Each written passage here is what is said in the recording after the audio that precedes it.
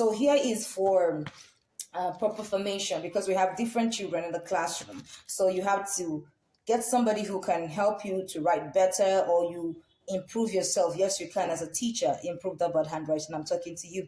So basically, and we have the proper formation. Now, these are for 4-year-olds, 5-year-olds that are still struggling. Okay, so that you know that they can do this. So this is a replica of the handwriting book that they use in the classroom. So you use this for them when they come in, use this for any little pocket of time, use it as an extension activity for the children. So it goes all the way here. And when they finish copying this, you give them the instruction. Some I write, some I verbally tell the child the instruction. When they finish copying this, now they have a chance to practice whatever they have copied. Now you're going to be using your eye spacing here, because some finger spacing, I tell you, a truck can actually run through. Okay, so now this is for, let's start from this one. They have to do with just decoding. Okay, this is another cognitive activity for me. I mix it. This is literacy. So basically, some of the resources we have done focus basically on literacy. Then as time goes on, we're going to do on other areas of learning. So now I have all this. I'm doing art family words. Now it's color coded, and the art letters that make the arts are coded in orange color.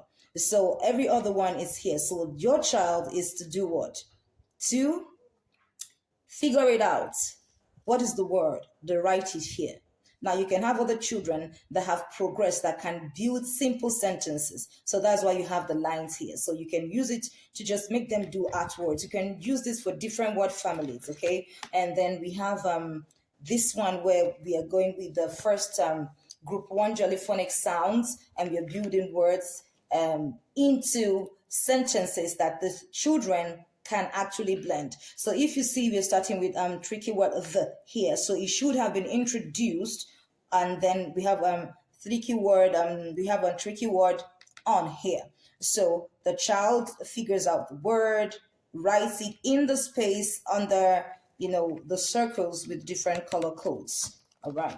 Then we also have here, you can also have other resources printed out from the internet and sealed like this, so that you can cut down the cost of lamination and also redoing the work every other time. Okay, so you should have a resource bank for whatever you're doing. So this is some tricky word level 1. So you have those people struggling with level 1, or those people you want to introduce level 1 to, and then you are going to print it out nicely, or use your handwriting, make it beautiful. However, this is a recycled paper.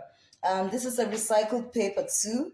All right, this is a recycled paper, and this is a recycled paper, and all of them are mounted on recycled cardboard sheets. Okay, so I had to cut this out from, you know, different worksheets instead of just wasting them, and I made something beautiful out of it. Okay, so we also have, this is still the same pattern. We're doing the digraph A. We are building words with the digraph A. So you have your different learners. We could start with just building the single words, and we could start with, you know, putting them in sentences, and then advance to helping them to build sentences with them before we move them to the graphemes.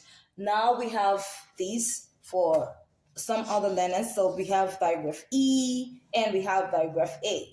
So I like to use both sides as much as possible, so that the child just goes, okay, this is P, E, O, that's peel, and then you go forward, you pull it upward, I meant to say, and then, oh, we have this, what do we have?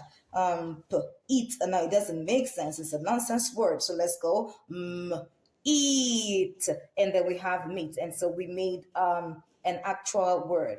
So thank you for your time. I hope that these resources will be able to make your classroom interactive, will help the children to learn more. Okay, so basically these resources can be done at home, can be done in school.